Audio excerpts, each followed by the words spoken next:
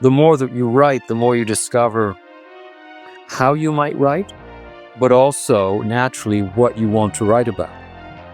So I'd rather look upon the extraordinary than dwell on the ordinary. Necessarily, footnotes refer to something above it, so they don't exist on their own. They're necessarily, like us, they're social animals. One thing I'm certain is there's always going to be a hunger for stories. Art is manufactured meaning. To me, everything in life is about connection and chemistry, everything meaningful. I'd rather have less good poetry by a human than excellent poetry by a robot. Hey everybody, this is Neil Past Rica, and welcome back to chapter 161, 61 of 3 books. Oh my gosh, we got 2 full moons in May, people. Like, that's the cool thing about publishing on the lunar calendar. You don't know how many full moons you're going to get any given month. I mean, you always assume it's one, right? Lunar, once a month. But no, here we are in May. We got the second full moon of the month, and we are enjoying it. And because, guess what? We got a special guest here today, Mr. Yann Martel. I never would have expected back in 2002, when this beautiful woman that I was working with at Procter & Gamble sort of pushed this book on me. She's like, "Oh, I just read this book, Life of Pi. Maybe you want to check it out." And I was like, in my attempt to impress her, I was like, I'm going to read this as fast as I can, right? And I wasn't like revving a Corvette engine. This is Neil Past Rica's way to hit on beautiful women at age 23 was read a book fast. Okay, that's what I had, people. That's what I was working with. But lucky for me, the book was, absorbing. It just pulls you in. Have you read Life of Pi? 40 million people have read this book across every country in the world. Got turned into a Ang Lee film, robbed of Best Picture by Argo, but did win Best Director, did win Best Screenplay. And I was sucked into the book. I read it till 3 a.m. that night. I think to this day, it might be the only piece of literature I've ever read in one sitting. Okay, I did have some the incentive of trying to impress somebody, but it wasn't me. It was the book. And when I got back to her the next day, I was like, I can't believe that happened. What a crazy story. And she's like, "It says a novel on the front." I was like, "What? It's not true." That's the thing about Yann's books. They kind of like twist and bend fiction and nonfiction in these really interesting ways. We're going to talk about that on the show. I'm really grateful to Stephen Myers at Penguin Random House for helping me set this up. Yann Martel has been a dream guest for a long time. He is a really fascinating person for many reasons. 2012, we all talked about Life of Pi, the movie. But did you know Yann was born in Salamanca, Spain in 1963? He spent his childhood in Fairbanks, Alaska, Victoria, British Columbia, extensively traveling through Costa Rica, Paris. French is actually his mother tongue, Madrid, Mexico City, because his parents were working in the Canadian Foreign Service. So you might say, okay, this global man of the world, where does he live today? And you might be surprised to hear it is indeed Saskatoon, Saskatchewan. Yeah, out of nowhere. You didn't see that coming, right? I didn't. I was like, he lives in Saskatoon? You might be asking why, and you're going to get your answer on this show because we're going to have a ribald conversation. We're going to go straight through, his formative books, but you're going to hear there's some jagged left turns, like in his writing itself. You might know that he has a brand new book that just came out called Son of Nobody. This is an instant bestseller. It is on all the rankings, Amazon best of. It's people looking forward to it, and it's a most anticipated, I guess they call it, book of 2026, and a bunch of different lists. And it is, a reimagination of the Odyssey, or like a historical epic, but it twists together, like he does, the story of a man from Saskatchewan going over to discover this kind of long-lost epic, and his personal life happens on the bottom of each page, while the top is the epic itself. It's really interesting how he's written this thing. Yann Martel and I are going to talk about with you great writing routines. What does it look like what's the number one ingredient to being a great, successful writer? It's not what you think. The hidden power of the footnote. We're going to talk about racism in Australia. We're going to talk about AI and how to think about AI as writers or as people in general. We're going to talk about landscape and place and creative work, experimentation, and of course, Yann Martel's 3, or actually maybe 4, most formative books. Let's flip the page into chapter 161 now.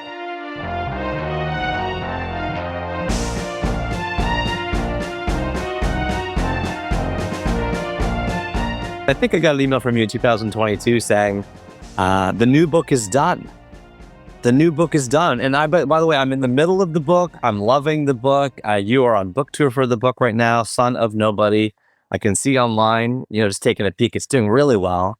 The reviews are just glowing, and the Amazon ranking is high, and everybody must be thrilled. So you are, I take it you're not in Saskatoon right now? I am actually. I'm leaving on Sunday for Texas, for Dallas, Houston, and Austin, and going to Miami. Then I'm back, and then I'm off to Australia. So yeah, no, it has started well. It has had some mixed reviews. Got not a great review from the New York Times, but whatever. You have to live in a good, healthy, critical ecosystem. So that's the way it goes. But no, you're right.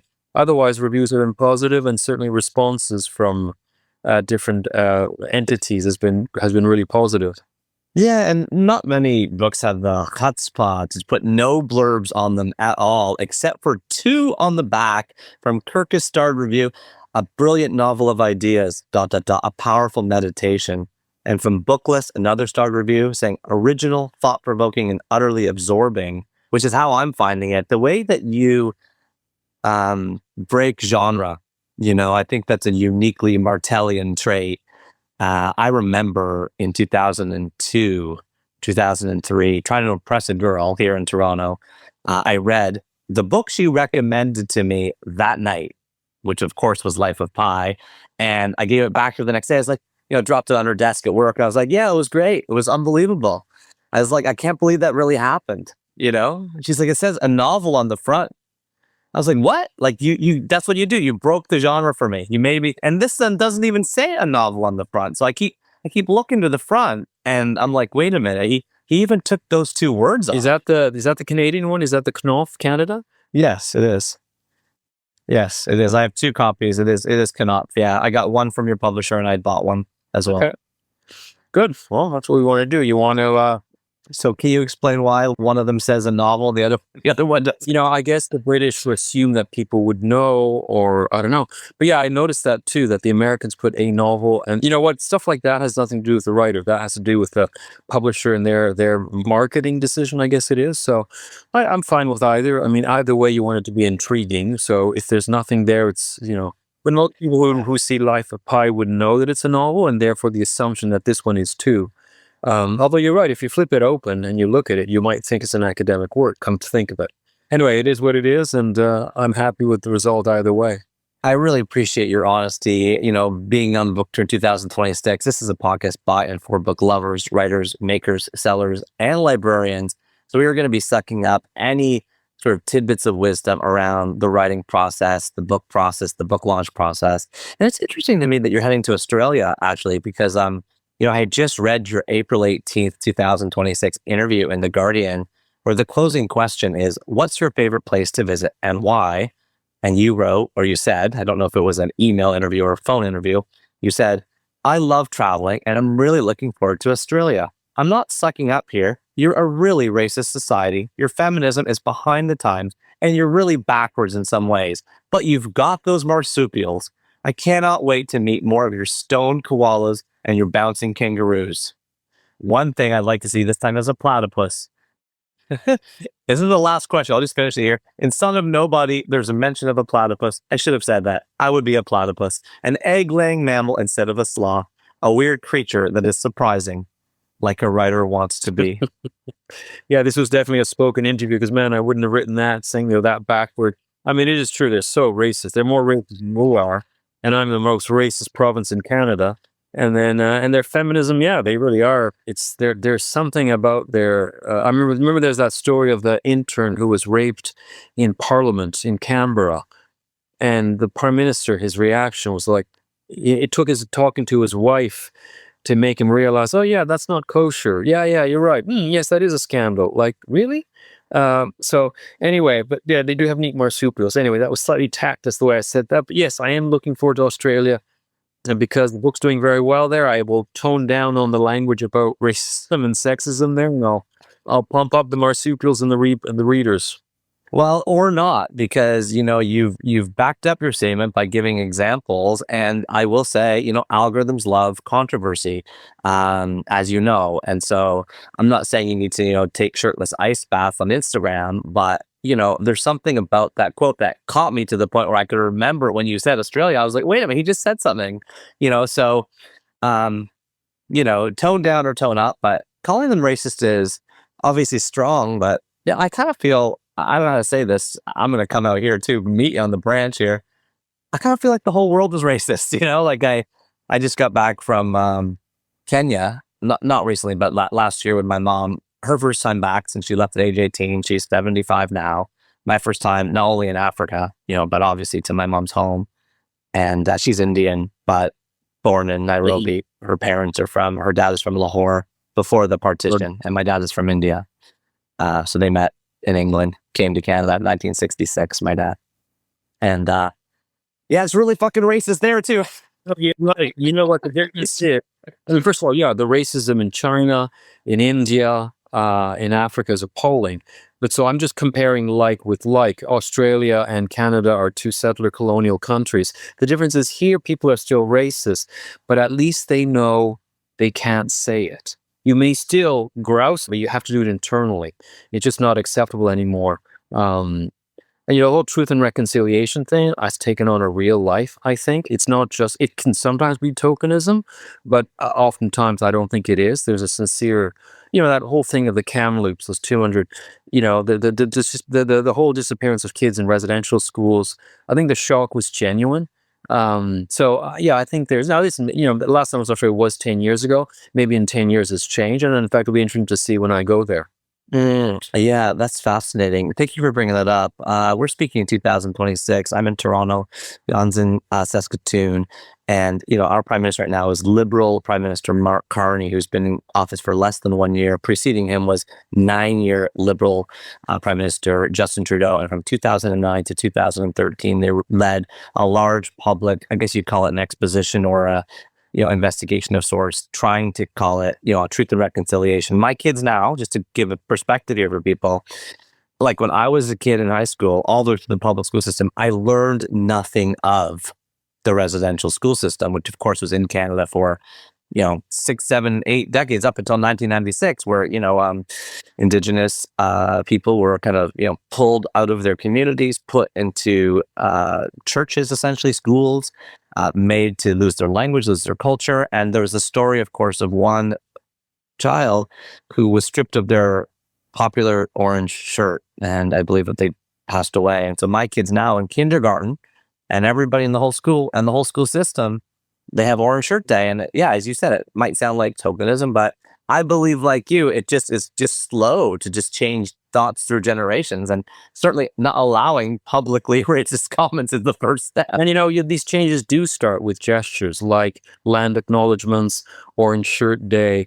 That's how it starts. You have to accept that people are in good faith. I mean, I have to say the Kamloops, that incident in Kamloops when all these, abnormalities in the soil were discovered was such a shock. There's one thing between saying words, but then abridging a child's life. Something else. So it was like a child graveyard basically discovered. I think there is genuine change. Anyway, all this to say, I am looking forward to going to Australia, and I'm sure it is evolving as a society. Yeah, praise to the Aussies, and happy to hear that they're welcoming your book. That's a sign of a smart, literate community. You're a big book lover, man. I love your love of books. I've really had fun preparing for this, including picking up 101 Letters to a Prime Minister, your 2012 book, cataloging, literally, as the title suggests, 101 letters to a Prime Minister. I was honestly, I was kind of caught by this. I'm embarrassed to say I didn't follow along in real time, but it was your bio in Son of Nobody that tipped me off. I don't know if you're aware, but your bio is precisely 100 words long. I don't know if that was purposeful. You didn't know that, so it's easy to do percentages, right? So I can tell you the percentage of your bio that's about where you live is 5%. It's the last 5 words. Martel lives in Saskatoon, Saskatchewan. I can tell you that the second most common subject in your bio is, of course, Life of Pi. That clocks in at 27 words, including the mention in your kind of bibliography, the brackets that says, for which he was awarded the 2002 Booker Prize. as well as the supplemental feature of Life of Pi was adapted for the silver screen by Ang Lee, garnering 4 Oscars. Okay, 27 words. I mean, that's 27%. I was like, nothing's going to be more than that. But then out of nowhere, at the end of this 100-word bio is 38 words, a 38% clocking for this. Martel also ran a guerrilla book club with Stephen Harper, sending the former prime minister a book every 2 weeks for 4 years. The letters that accompanied the books were published as 101 letters to a prime minister. I'm like, what? I ordered this thing immediately. I'm captivated by it. I'm like, this is the centerpiece of your bio, man. This is like what you're all about. This is the biggest thing you got. I don't even remember writing that bio, so it is a lot on that. But yeah, that was an interesting project. It's not so much that we need to read a lot, but we do need to read in our literate, complicated society. And one of the best ways to learn about life is through books, which are necessarily, it takes a long time to write a book. So it's in some ways, it's necessarily a thoughtful product. So you can get a lot from reading a book, and I think it's to understand our complicated world, it's necessary to have at least one book on your bedside table that you're reading, to take refuge in that at least a bit. And Stephen Harper was one of those sort of narrow-minded conservatives who has simple solutions to complicated problems. We're bedeviled by that. People with simple solutions to complicated problems. They don't want to do the slog of being a citizen of public policy, which is, nuanced and complicated and not necessarily as sexy as grand declarations. Those are those sound bites that, Pierre Poilievre specializes in. So I for 4 years, I sent him a book every 2 weeks. Not a project I'd repeat again. You don't want to shame someone for not reading. There's lots of people who don't read, and that's all right. But if you have power, then I think I'm allowed to ask where their dreams come from. And if you're not reading, I'm wondering where your dreams have come from then. You've traveled a lot or you've had wonderful gurus. But as I said, someone who has power, whether it's a politician or a doctor or a police officer, at one point I want to discover about their humanity, and what they read is a sign of that. I love the way you were talking about books in that project. I'm surprised that you wouldn't do it again. I mean, obviously it would be exhausting, but I don't even mean it with the reductionist tendency too. I don't want to sort of label, kind of brandish all conservatives that way, but I got into a fight last week with the CEO of the largest company in Canada by market capitalization, which of course is Toby Luca, the founder and CEO of Shopify. I got into the fight over on Twitter, so it's public and anybody can see it, because I'm protesting against Doug Ford's seizing of the Toronto Island Airport to expand it 600 meters into Lake Ontario, i.e. paving paradise to put up a parking lot, literally. Which of course he has no control over. It's a city issue and a federal issue. He's not part of the agreement. He said, I've got the feds on my side and I'm overruling the city because, I can. And so I've been posting about this. My post last week, my letter to Mark Carney, I'm happy to say got 600,000 views. I've started a petition. I'm mentioning that so people can sign it. Change.org/Billy Bishop. But what I wanted to tell you, Yann, was that I said to Toby Luca on Twitter, what do you think of this? Because I thought, if we could get his support, that'd be really good. He just moved to Toronto. He's bought this huge multi-million-dollar house. It's public. It's been in all the papers. And so I'm like, we could, this guy's support. This guy's literally living like the Casa Loma life, down and looking at the lake. Like, let's get him on site. And you know what he said to me? Literally in writing, literally on Twitter. He said, make the airport so big it needs its own postal code. The goddamn fishes have enough space to swim. Wow, that's remarkably intemperate. Wow, what an odd thing to say. Well, speaking of anger in the Iliad and the things you're doing right. Yeah, let's jump in. Well, you were so kind, Yann, to give us 3 books that have shaped you as you grew up. Son of Nobody, of course, is your latest, a book I absolutely love. I'm becoming more and more fascinated as I read these 101 letters to the Prime Minister, going back to your trove. And as I told you, Life of Pi touched me in a way a very few books ever have. I think Ang Lee was you and Ang Lee were completely robbed. I mean, that movie should have been Best Picture. I know Argo was good, but Ang Lee, I mean, he's been nominated for Best Picture 4 times. Brokeback Mountain, how is that worse than Crash? Don't get me going on that. Crash was like not even close to Brokeback Mountain. Of course, Sense and Sensibility and Crouching Tiger, Hidden Dragon, also great Best Picture nominees. But yeah, later in this book, 101 Letters to the Prime Minister, you, of course, sent Prime Minister Stephen Harper a book called The Sailor Who Fell from Grace with the Sea by Yukio Mishima.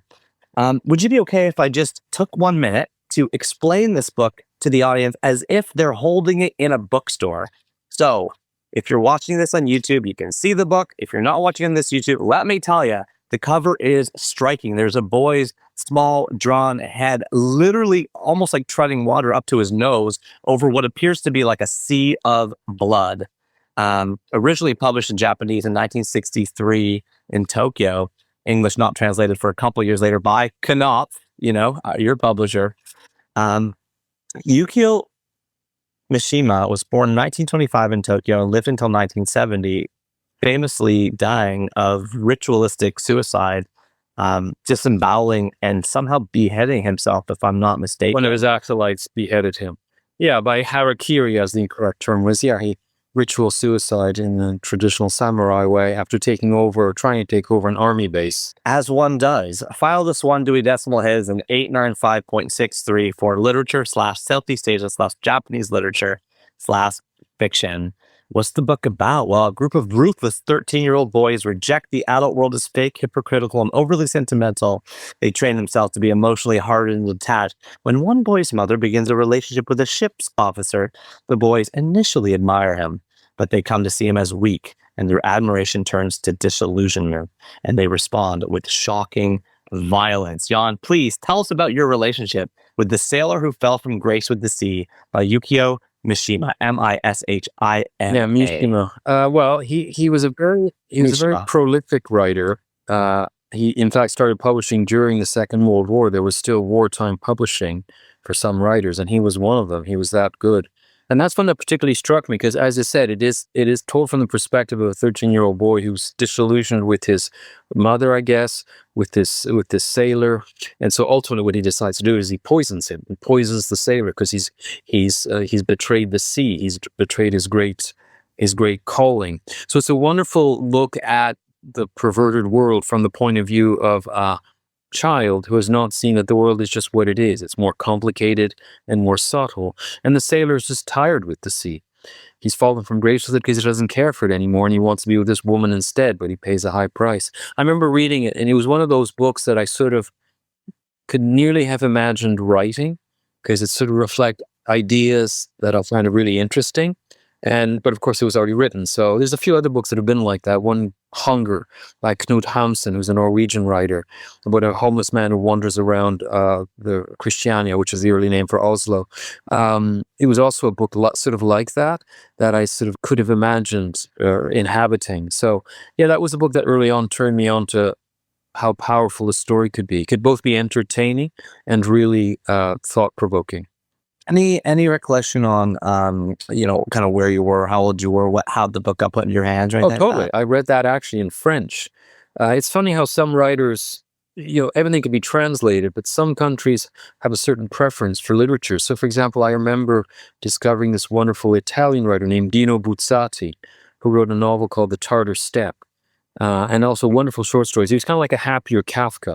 Well, he's barely known in the English language world, but he was huge in France. So I read all of Buzzati in French. French is my mother tongue. I went to school entirely in English, but I speak French with my parents. I did 10 years in France, so I also speak French.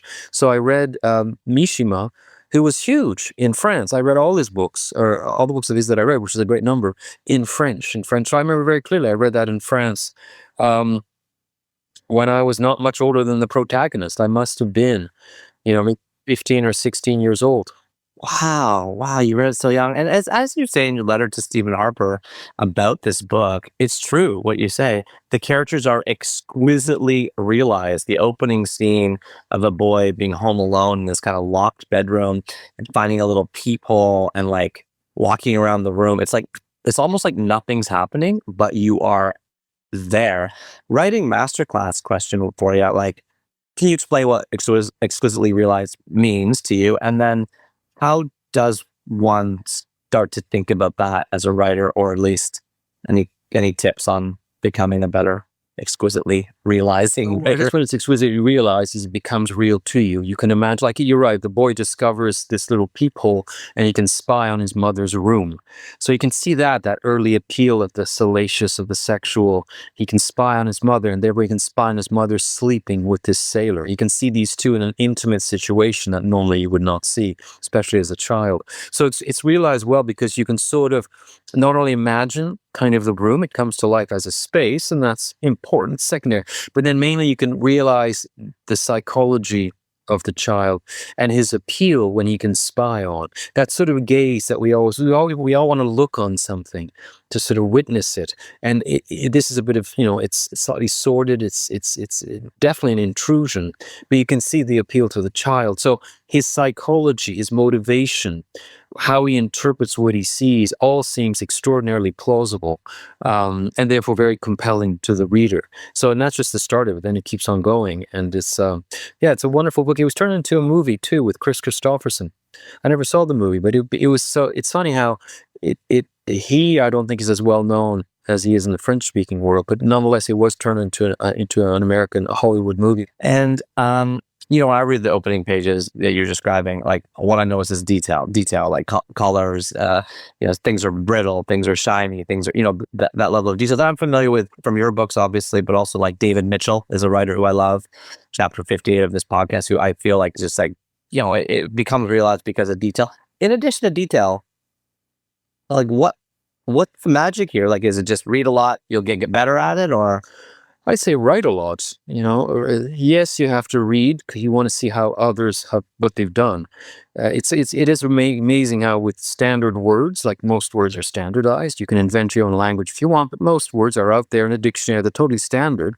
They have a standard spelling and a standard meaning. Now, words have nuances, have degrees of meaning, but nonetheless, it's a standardized product. It's extraordinary, the variety of things that you can do in telling a story. Not only the voice, but the angle, what they're trying to say. So definitely reading helps, but at one point you have to do it yourself because it's funny how we're each idiosyncratic. Even the way we walk, everyone walks in a slightly different way. We have two legs, but everyone moves in a slightly different way. It's the same thing with writing. You'd think that it would kind of be the same, but no, there's just a naturalness, an idiosyncratic, a naturalness to how we do things, including writing. So the more that you write, the more you discover how you might write, but also naturally what you want to write about.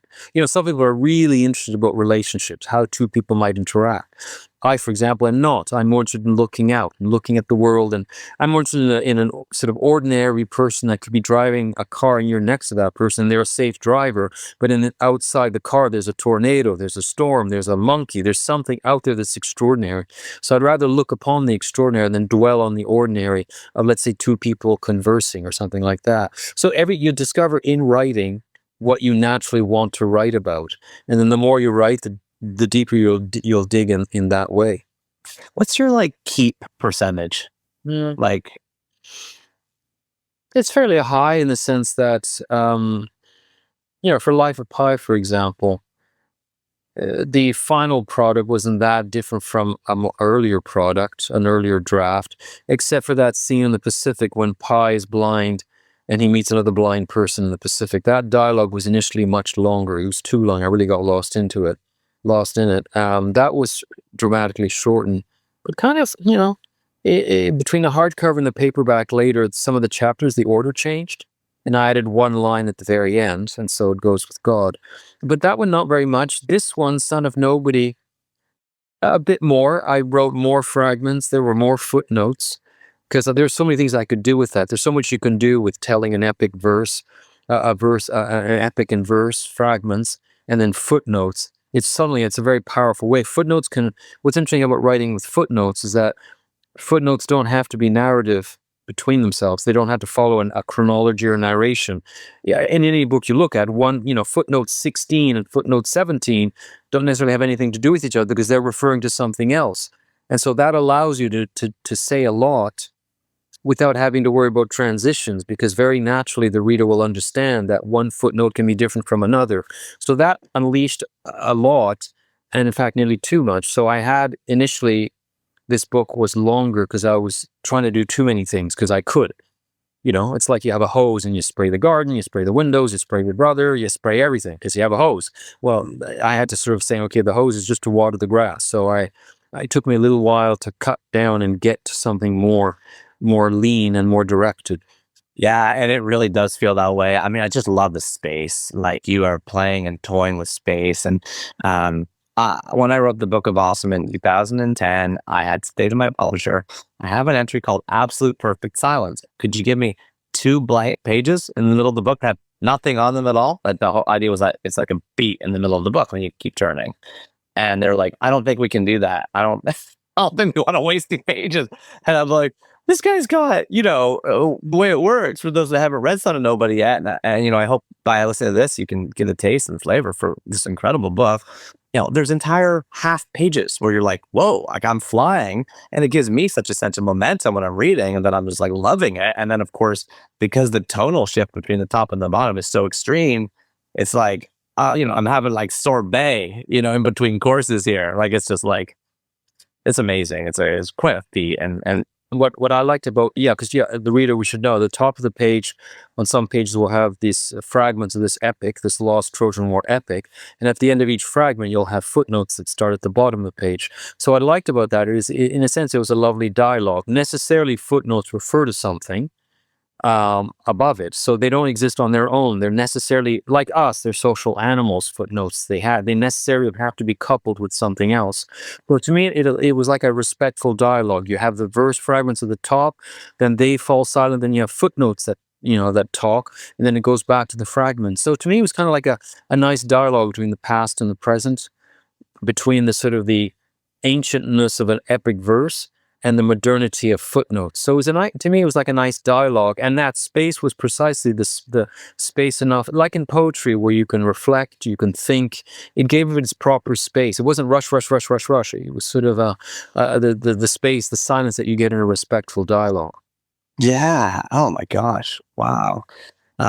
Thank you. What a great way to describe it. And I'm like, and I feel like the exciting thing for me is I feel like I just want to try it. Like I want to run away and just sort of play around with that on the page. What is your writing routine?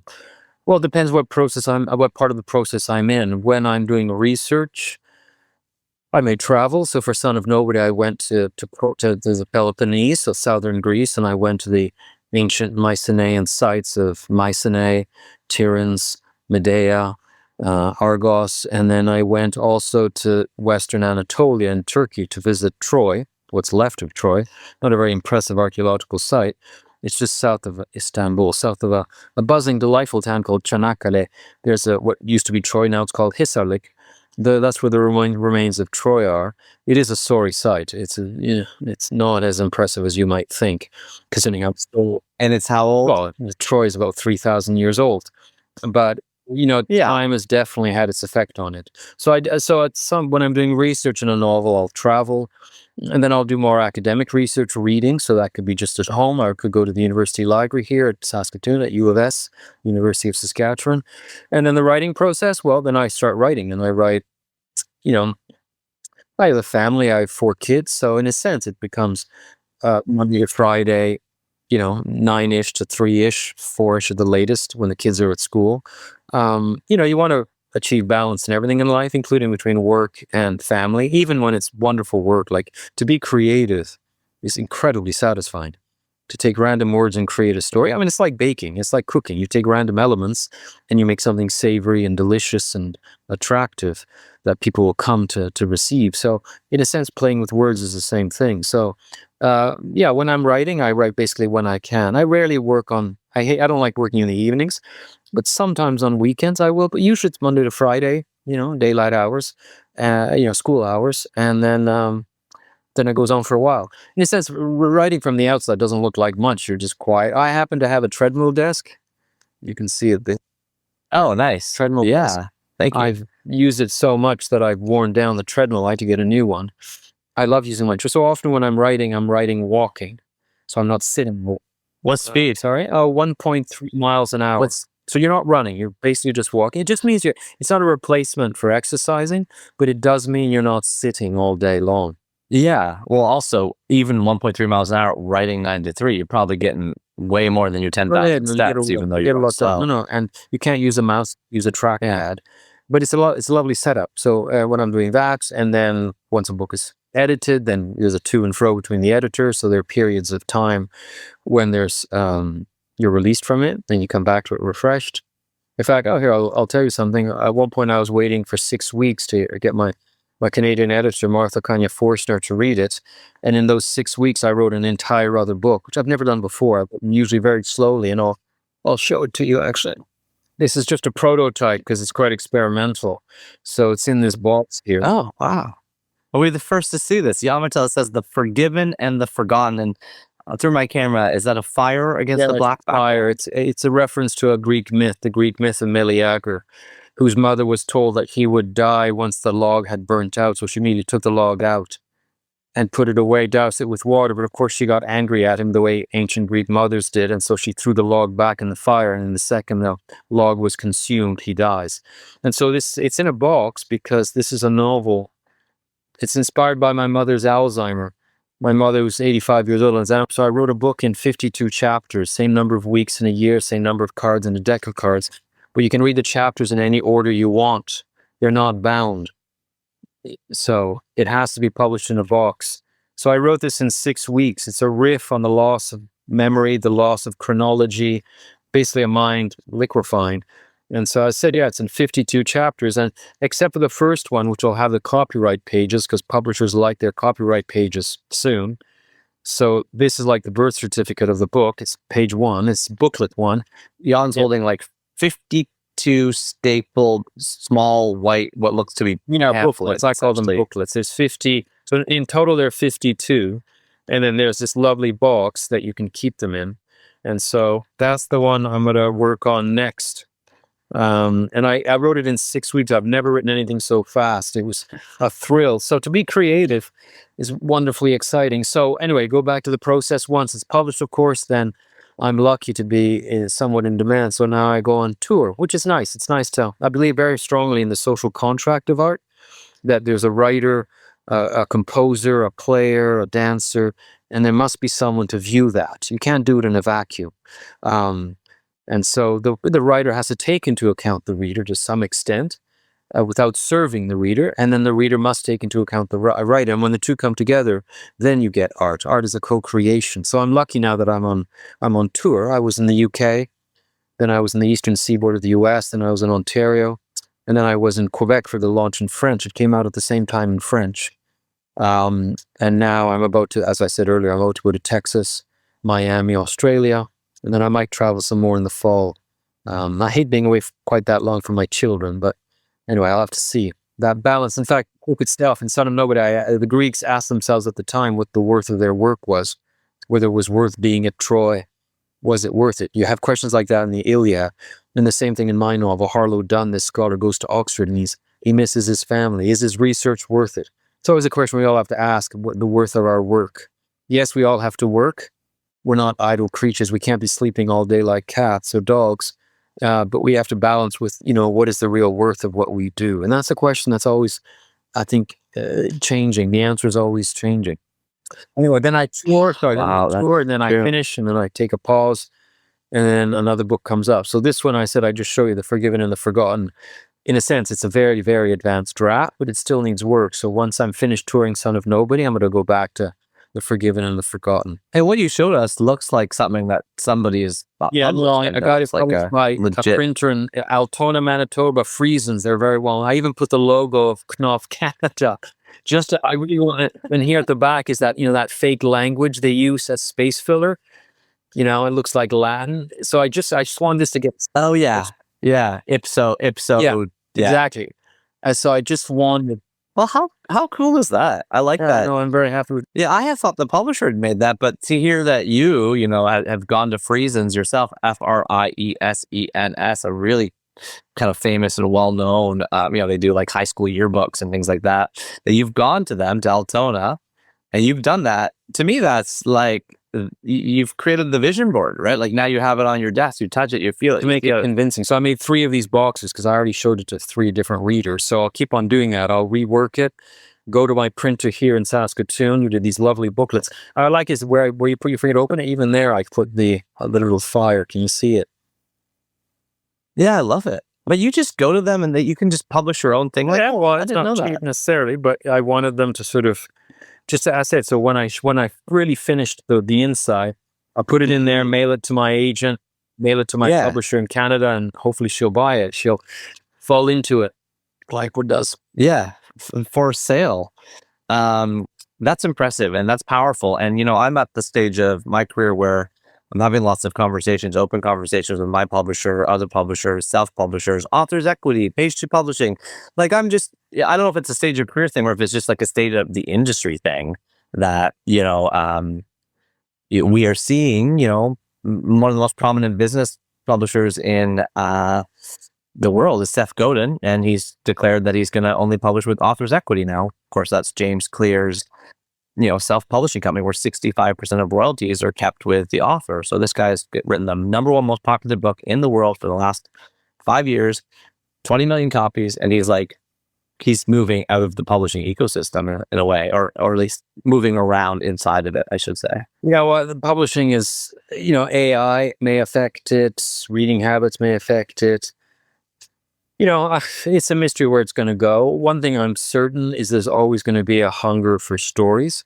Now, whether they're expressed in, Netflix series or video games or whatever, people do have a hunger for, and I do mean a story, not just entertainment, which is necessary, and there's no reason being bored, but story, because stories stitch together disparate elements in reality and give it meaning. A story is life that makes sense, and in fact, something don't make sense. You're doing well enough, then you get hit by a car, and that's the end of your life. There's no justice necessarily in life. There's no necessary meaning. You have to make those, and so art is manufactured meaning, and so there'll always be that need for that sense of meaning. And that is best expressed in story, which isn't, it's an invention, but it's an invention based on a real life.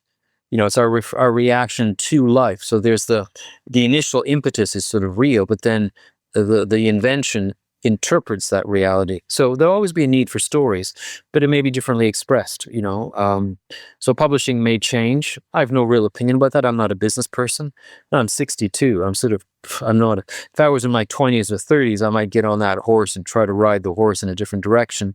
But now I'm quite happy with just what I do on words, not that I follow the conventions of writing, as I just showed you with my next one, The Forgiven and the Forgotten. I like all your previous ones. Yeah, so I like being experimental, but within the format of the printed word. And as I said, there's something particularly powerful about the printed word because it's something you do in solitude. The reaction is solitary. Literally two people looking at the same language and interpret it totally differently. That's quite unusual. Like movies are much more manipulative, with music, with camera angle.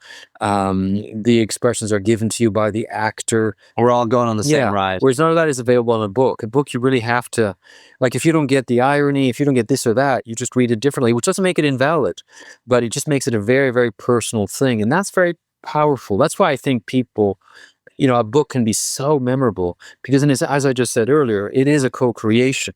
In reading it, you zone in on certain things that speak to you that sometimes the author didn't particularly intend. It's rare that you have a radically different conception of a book from the author, but nonetheless, it remains a co-creation. It's something you've co-created, and that makes it very intense, very personal. It goes really deeply, which is why sometimes books can change people's lives. And this is a very just to give an obvious example, religious texts like the Quran or the Bible, those are books that have literally changed people's lives. Books, not images, not music. Those are, can be universal and timeless too, but there's something about the written word that uniquely speaks to the human psyche. So that's not going to go away, just how it is told, will change maybe. Yeah, absolutely. I love that phrase, art is manufactured reality, which was in there, that wonderful reflection. And I also wanted to share, I don't know if you know this or not, you may, and our listeners may or may not, but I just recently read a book called Empire of AI. I read that last year. It's one of my top picks of 2025, read by Karen Howe, H-A-O. Thoughts in there about AI I did know, some of the origin stories. Larry Page calling Elon Musk at a party in Napa Valley a speciesist, just prompted Elon to start Open AI, for Team Human, which of course he laughed because of the fight with Sam Altman, et cetera, et cetera. But one thing that was most fascinating to me was I did not realize that in the quote unquote like dark ages of AI, or the like long winter, I think they call it, they're like multiple decades where AI existed as a concept, as a theory, kind of Jeffrey Hinton era, to the point where it kind of accelerated. There was actually two camps. There was two camps. And all these annual AI conferences, there's two camps. There was like a bifurcated camps. One camp was the story-based people, that the way human brains, and if we're going to make artificial intelligence, it would of course have to map to stories because that's how the human brain thinks. And the other camp was the 0 and 1 group, that everything can be distilled down into numbers ultimately. And those camps fought for decades. And as we know today, the numerical camp won. So that means the whole other way of envisioning AI as a concept for decades was sublimated. Is that the right word? It was. It's gone now. Like we've all bought into the 0 and 1 thing. At least the version of AI that we're presented with today, in the form of LLMs and ChatGPT and Claude, etc., is the winning camp's version of AI. The losing camp we don't see yet or haven't. You know what I never use AI because I love writing. I don't need AI to help me writing because you like having AI have sex for you or eat for you. I'd rather do it myself. I can imagine AI for writing could be useful. It's not my original thought of mine. There's an article by Stephen Marsh, I think in the Globe and Mail or the New York Times, where he was saying, let AI do the dross bit of writing, like writing manuals for vacuum cleaners and manuals for cars, writing that is not particularly creative, but has to be accurate. Technical writing, some of it could be taken over by AI because it's not terribly interesting. But do we want AI poetry? I mean, I'm sure it could generate, because often poetry sometimes works on nonsense. So I'm sure you could have good AI generated poetry. But then it comes down to what we want as a product. And I'd rather have, after all, because to me, everything in life is about connection and chemistry, everything meaningful. I'd rather have less good poetry by a human than excellent poetry by a robot, just because I don't particularly want to connect with a robot. I'll use a robot to vacuum my floors and, tell me what's wrong with my car. Yeah. But if I want connection, I want it with another human being, just because that's who I am. So I think ultimately, in terms of writing and publishing, I think we'll come to a stage where we're going to make the willful choice that we'd rather want a human product than an AI product, just because that's what we want. There'll be a question of authenticity, not necessarily of quality, but of authenticity. Amen. Amen. Thank you. I could not agree more. I declare in all my writing and all my email newsletters, all my blogs, no AI. Like I declare that in my offering to people, and I've had to do that more. And I wonder if that's necessary, but I just do want people to know that like I'm not like feeding this into something, I think publishers will divide. Let's say if you want, listen, there could be wonderful genre fiction where you don't want to be surprised. You want to know. It's like when you go to McDonald's and you get a Big Mac, you know what to expect, and that's what you want. You don't want surprises. You want that easy satisfaction of comfort food. There could be AI generated, romances that are exactly like that, with terrific sex, great looks, and it's a fantasy product. It's not necessarily experimental. It doesn't use big fancy words or long, complicated sentences. AI could surely generate that, and that might be all right. So that publishers will say, here are the AI things, very, very cheap, because we wrote this, in fact, in 4.5 seconds. And so it'll be inexpensive. It'll be like fast food.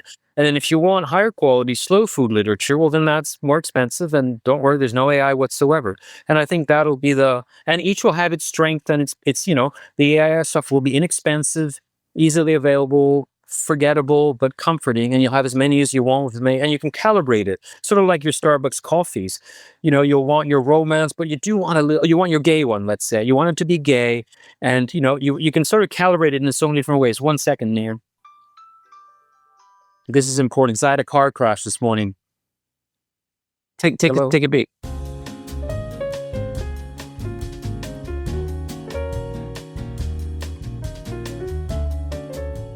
Perfect. That's perfect. 25 minutes, I'll be there. Yeah, I had a car accident this morning. I slid into a curb and I hit it really hard and it jarred my wheel. And so my car has been sitting there all day. Oh my We have about gosh. 15 minutes left, if Neil or Yeah. Yeah, I got it. Well, thanks so much for that wide-ranging reflection on the sailor who fell from grace from the sea. Let's jump over to your second formative book, which of course is Death Comes for the Archbishop by Willa Cather. Is that right? Cather. Yeah, captivating cover, like this really striking oil painting with bright blues and reds, and you just feel this twisting of emotions on there. Published in 1927 by, you guessed it, Knopf. This cover features, I already mentioned the oil painting, kind of like a desert landscape. Penguin classics across the bottom. People are familiar with that white ribbon Penguin classics and the black undertone. Willa Cather was born December 7th, 1873 in Back Creek Valley, Virginia. She died in 1947 in New York. But when she was 9 years old, this is kind of the interesting thing. She moved from Virginia, where she was kind of, I guess that was a happening place at the time, all the way to Red Cloud, Nebraska. You can kind of tell from the name, not much there under the clouds. The book is an epic portrait of a life simply lived within the Southwest's vast silence in 1851, following Father Jean-Marie Latour, as he navigates a rugged landscape of red hills and canyons. Follows one Dewey Decimal Answer 813.52 for American Fiction 1940 to 1945. Yann, please tell us about your relationship with Death Comes for the Archbishop by Cather, Cather. Well, what's interesting about Willa Cather, first of all, she's a woman. And Cather story. what's sort of a lone element, I think if she were born today, if she existed today, I think she would be openly gay. But at the time, she couldn't be. So she lived a somewhat solitary life, but very much not one coward. She wrote about, like, well known was My Antonia.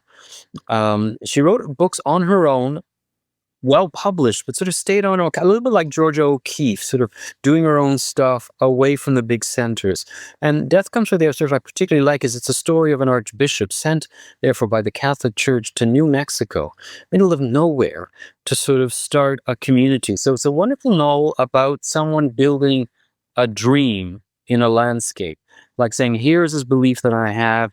And it's very much about his relations with the people around him. It's nothing about proselytizing. So it's not at all a Christian novel. It's simply about someone who has faith in something. It happens to be in Jesus, but trying to bring that to a landscape, trying to build a life with it. So it's an interesting mix of the spiritual and the terrestrial. How do the two live together? In a sense, how does the spirit live in the body? How does the ghost in the machine operate? And that's an interesting question. How do we think? How do we feel, given that we live in bodies? How do the two relate? And here it's done very concretely. It's about this archbishop trying to establish himself, his church in this landscape, his triumphs and his failures. I just remember being particularly struck by this overt attempt to look at what a life of the mind is when it has to live in the world. And as I said, it's from a writer who was not subject to fads. She writes beautifully. But you don't see someone who's very mindfully trying to do that. She wasn't trying to show off or try, like Hemingway's a fantastic writer. He started as quite a mundane writer, and he very deliberately developed that wonderful sort of biblically cadenced style, very simple, very repetitive, very, very incantatory. Hers is a more naturalistic kind of writing, very effective. And I said, exploring worlds that, it's not set in New York. It's not set during a war. It's set in like the American 1850. This is so long ago and so far away from any center of population. And yet it's a deeply thoughtful book. She's wonderful at describing landscapes. And yet I said, this is an archbishop. I just thought it's an oddity too, we're so used to commercial figures, to people who have money, who sort of are turnaround money, who need money or want money. Here's a character who doesn't care at all about money. He needs minimally to feed himself. But it's a novel about not any set values, but just about someone who has values that have nothing to do with money. So it really struck me when I read it a long time ago. And she's one of these writers who has struck me because of that sort of independence of mind and the fact that she was so out there, in a sense, literally, in terms of, like you said, Nebraska. Who the hell else think of us coming from Nebraska? Especially not then, like exactly, years ago. Not then. Yeah. Well, this is interesting, the exploration and you kind of going to new place. You strike me, I will say, maybe like her. You're like you're urban, like you're a very urban mind. I mean, when I think about urbane, I think of a guy who was born in Spain, grew up in Portugal, then Madrid, then Fairbanks, Alaska, then Victoria, BC, then I don't know the order is right, but then San Jose, Costa Rica, then Paris, then Madrid again. And like, may I just ask, kind of like, why Saskatoon? I get a lot of Toronto types asking me that, actually. It wouldn't be the opposite, I don't think Toronto's the best either. I'm not saying like here's No, no. better. I'm just curious how you think about I it. came here. Listen, I lived in Montreal for 10 years. I speak French. It's my mother tongue. I speak French with my parents. I lived 10 years in France, but I write in English. Well, I can tell you that doesn't go down well, particularly in Quebec. I'm the poster child, they think, of assimilation. Now, I had nothing to do with that. I happen to live in a country where there are no French schools. My parents, in a very benign, open, positive way, thought it'll make me a good bilingual citizen, and it's totally true. It has. So I always went to school in English. So when it came time to write, I naturally wrote in the language which I learned. I got my education, and I love the flexibility of English. It's such a crazy. There's not one English. There's Englishes spoken by different people. It's got a sort of it happens to have a stripped down grammar, difficult spelling, but a stripped down grammar. And English grammar is based in syntax. There's no, grammar is basically you have the plural and the possessive. That's pretty as complicated as it gets. Then everything comes down to syntax. You don't have to have cases. There's minimal cases in English. Anyway, it's a very powerful, versatile language. So I naturally came to writing it. But after 10 years in Montreal, I kind of got tired of the politics of language. I meant nothing negative by writing in English. It's just the instrument I happened to pick up. I picked up a saxophone in a violin section. And so I'm surprised that you were getting people throwing shade at you for that. I mean, you wrote Life of Pi, like, forgive the man. It comes out in French the same day. Well, nonetheless, here I am writing in French. I just launched it in Quebec, Son of Nobody. And, it was interesting how nothing was made of the fact that it was written in English. They just don't want to mention it particularly. They didn't ask any questions about translation. Is there a difference between English and that wasn't brought up. It was as if it was written in French. They just don't want to mention it. So I just got tired. So I said, oh, hey, why don't I live somewhere else for a year? And I had an aunt and uncle who lived here, 2 cousins. So it was sort of on the family atlas that there's a town called Saskatoon where I had an aunt and uncle. So I said, oh, why don't I try being here for 1 year? I was writer in residence at the public library, not at the university, at the public library. I thought I'll try it for 9 months and come back to Montreal. I was sort of refreshed, a little holiday. Well, I love it here. I love the prairies. I'm not one to rave about mountains. I found mountains kind of claustrophobic. They get in the way of the view. They shorten your days. I like visiting mountains, but very quickly, we just went skiing, my family and I, and on the way back, once we left the foothills and the prairies opened up, I felt like, oh my God, I can breathe. I'm not between 4 walls.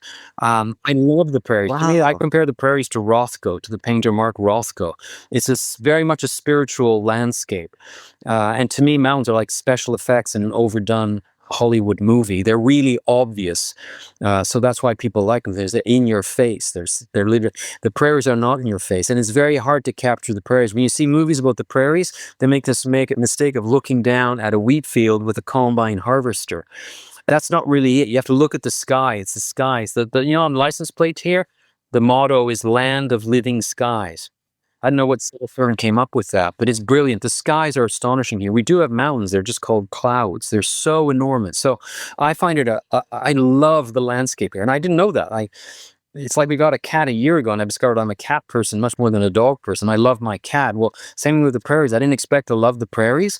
Like most people, I thought it'd be boring because there's nothing there, where nothing is actually beautiful. Nothing is, it shimmers with light. So here I am, like Saskatchewan Tourism Board officer here, but I've been here for 20 years and I still am, there are water events here. They're like sun dogs. They're amazing, where you have 3 suns. Sometimes it's so cold that the moisture in the air freezes, but it doesn't precipitate because it's too small. And then what happens there is it refracts light. So the air itself glitters in ways that are quite spectacular. So there's phenomenons here because of the extreme cold and the dryness of the air. That's quite unique. And because the air is dry, once you're dressed for it, it's not cold. Anyway, here it is. I love the prairies. So I've been here for 20 years. My 4 kids were born here. It's a beautiful landscape. And metaphorically, the tallest thing here on the prairies is the human being. And that means there's something very small about that. We're not very high, but that's all there is. So there's a humanity to living in the prairies. It aggrandizes us without making us arrogant. Whereas mountains, yes, dwarf you, but then you conquer the mountain like Edmund Hillary and you're on top of it. You know, there's a distortion of the ego that can happen in mountain landscapes. That doesn't happen here. Here we need each other because the winters are fierce. You need the other little mountain, 2 miles away. That's your fellow farmer. Hence why the prairies were very, socially disposed. The CCF started here. A lot of good ideas emerged from Saskatchewan to do with helping each other. Universal health care, unemployment insurance, work and compensation. Those all came from Saskatchewan. First of all, I do want to print that out onto a poster for the Tourism Board of Saskatchewan. That was epic. So thank you. Do your parents live nearby? Or? Well, no, we lived in Quebec. My father died 2 years ago. Now my mother, who didn't know anything about Saskatchewan, lives in a care home just outside of Saskatoon, a wonderful care home that they take amazing care of her. So she's now living here with me. I'm looking after her. I'm so happy to hear that. Yeah, my dad's 81. My mom's 75. They're doing well, but we're at the early size. We're at the early My start. father died in 3 weeks of cancer of the esophagus. Between diagnosis and death by May, there was 3 weeks. And 82 years of a good life, and then 3 years of not such a great life. It's if you have to go, that's the way you want to go. Absolutely. I was going to ask you about death, but here's what we'll do in the last couple of minutes. Could you please tell us about how the New York Times crossword puzzles have been formative to you? Why don't we close with that? Because I was going to go with Divine Comedy, the other extreme, which I have right here, like the 700-page masterwork, but you also mentioned New York Times crossword puzzles were formative. Maybe we go with 1 minute from the Divine Comedy. It's not a boring classic. It's the road trip through hell, through purgatory, and through heaven. It's full of characters, full of events. It's an astonishing, entertaining. It's a monument of world literature. It's one of my favorite books. It's truly astonishing. Crossword puzzles. Hey, I like words and I love crosswords. You learn about the world and the clues. I'm so happy when I'm doing a crossword puzzle or a Sudoku, but a crossword puzzle, it's nicely social. Do it with someone. I'm in them. I've been in 3 New York Times crossword puzzles. Life of Pi has been a clue 3 times. And that, to me, is immortality.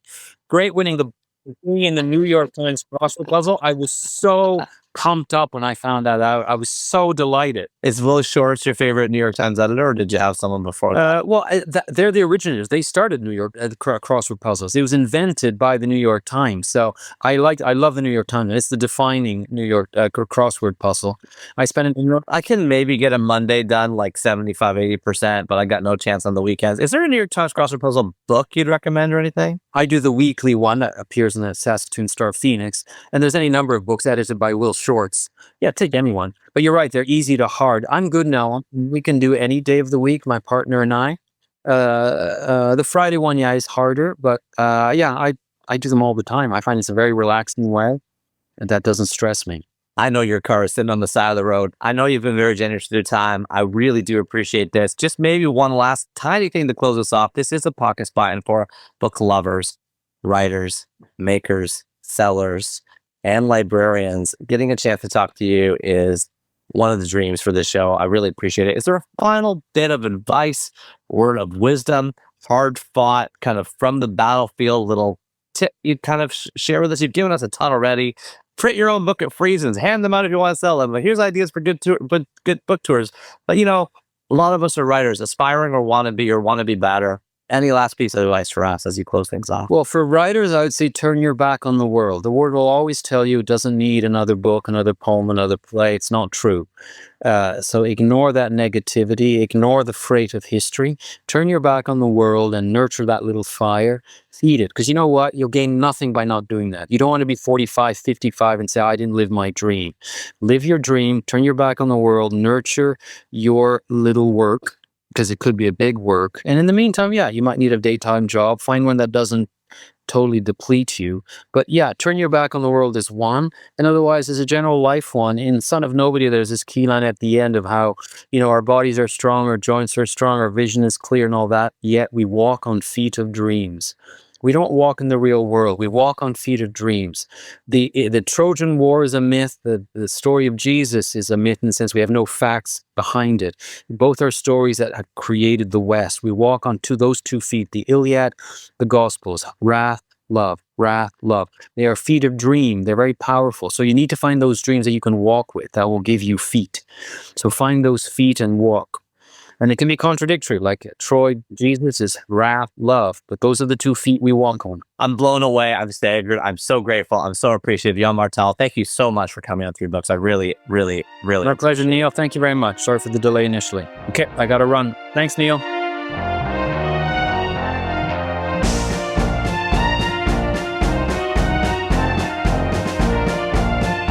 Hey everybody, it's just me, just Neil again, back in my basement, listening to the really wise and erudite Yann Martel. Wasn't that hilarious how he got a phone call in the middle? Because he had a car accident, and I guess you can only do this in Saskatoon, but you can just like leave your car on the road. He's like, I just left my car on the road there. I'll have to go get it now. I thought that was really funny. And it was a longer conversation, but I just left in a little snip of it because it was kind of like it was part of the show. It was a part of the show, you know?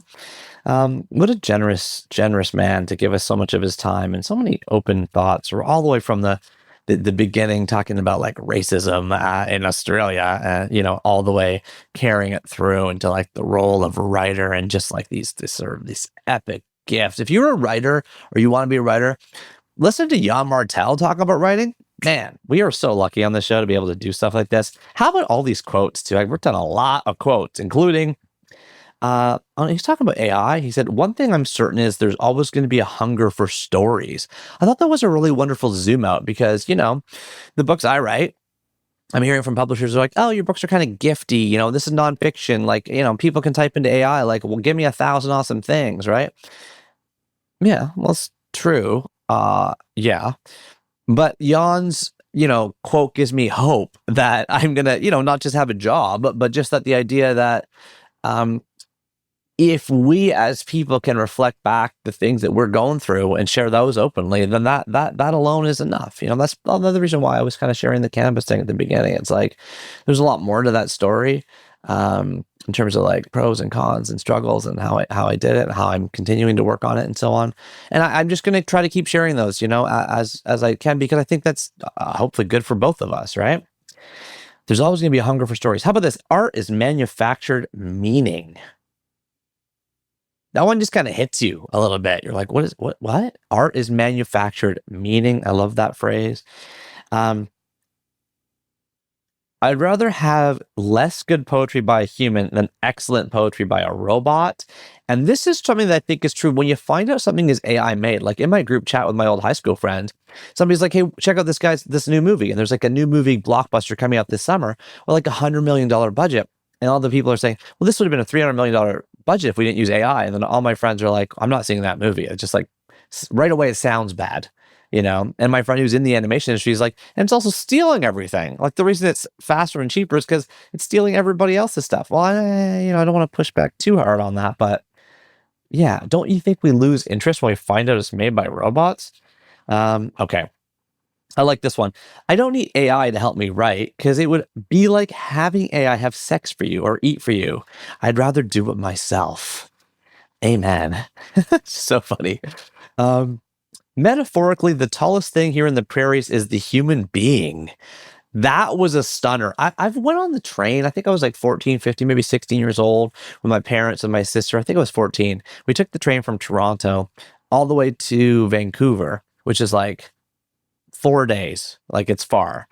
And, you know, it takes like 2 days to get out of Ontario. It's just like woods and forests. And then you have like a day you like whip through the prairies, but it's like flat as hell. It's so flat. I don't know if hell's flat actually. And then you get through the mountains and it's twisty and turning it up and down. But like the prairies are like so unique and such a unique landscape. But that whole point that we're the tallest thing here. Yeah, I like that. I was surprised, honestly, that he lives there. But hey, that's fine. And then, not only fine, it sounds great when you hear him talk about it. We do got to put that on a poster. I think we're going to put on the 3books.co show notes. Head to 3books.co/chapter/161. We're going to make like a Saskatchewan poster with that epic rant he gave. I just feel like that should be like the province of Saskatchewan's new like tourism board thing. We're going to make it for them. Okay. And then he'd say, for writers, I would say turn your back on the world. This reminds me of what Quentin Tarantino told us in chapter 92, which is like, don't censor yourself. Like, you know, turn your back on the world and don't censor yourself are kind of the same ilk, which is like kind of ignore everything. Similar to Stephen King's advice on writing, which is that, you know, writers are kind of operating outside of the strictures of the world. I think that's a really good metaphor for artists in general, right? If we start paying attention to other things, then naturally our work will start to homogenize. So I have some fear of that with my podcast. I'm like opening the podcast with like key quotes. I'm like trying to do video because everyone's on YouTube. Like, is that just me homogenizing something that was my like just audio only, just a really long theme song? You guys remember the first 50 chapters of the show? I just played the theme song for 45 seconds. I wanted just music, right? And everyone was like, your music and intro is way too long. And I was like, I don't care. But eventually I changed it, didn't I? This is the risk for artists. We got to be careful about changing our stuff to match the things of other people. All right. So Yann gave us 3 more books to add to our top 1,000. Including number 533, The Sailor Who Fell from Grace with the Sea by Yukio Mishima. I think he's pronounced it Mishima, which, by the way, I've not done that book yet. What is so good? I can't recommend it enough. Plus, you probably never read a book of fiction ever again by somebody who killed themselves by stabbing themselves in the stomach with a knife and then having themselves ritually beheaded. I mean, just the odds of that are pretty low, you gotta say. Not to say it couldn't happen again. Number 532, Death Comes for the Archbishop by Willa, Cather, Cather. I'm going to put in number 531 here. We have a lot of duplicates on the show, as you know. There's going to be if you go to FAQ on 3books.co, we're going to have a question. I'm adding a question, which is, where are we? Because, you know, 1,000 or 999 divided by 333 is 3, which means that after 333 chapters, we should necessarily get to 999 books. I was thinking my number 1 formative book could be The End or something. But then what happens is you get like Penn and Kim Holderness with 6. And then you get like other people that are like 3, they give 3 books, but 2 of them have already been on the show before. So we had 2 asterisks to the top 1,000. So we're going to have a regular countdown as an FAQ, which is the total number of books we've discussed divided by the total number of chapters we've had equals. And that number will be, you know, 3 point something above 3.0 or 2 point something really close to 3. And we will keep watching that number every chapter to make it land right on 3.0 when we get to 2040, which is what we're finishing the show. All right, so number 531, New York Times crossword puzzle books. And you know what? I think I want to put here like the specific Saskatchewan newspaper that he mentioned that he does them with his wife. That'd be kind of cool because there's so many New York Times crossword puzzle books. But we'll just say New York Times crossword puzzle books by Will Shortz. And then number 530, Divine Comedy by Dante. I did not know Dante's last name, by the way, is Alighieri, Alighieri. A book written, no big deal, about 800 years ago. Okay, so I have it. I have not worked my way through it. It's about this thick. It's like a phone book, people. I'm ready for it, but you know, I'm gonna have to work up to that one. It's an infinite jest size. All right, if you're watching on YouTube, this is where we bid adieu. If you're listening on audio, hang out for just 3 seconds as I say goodbye, everybody. Thank you so much for listening to chapter 161 of 3 books.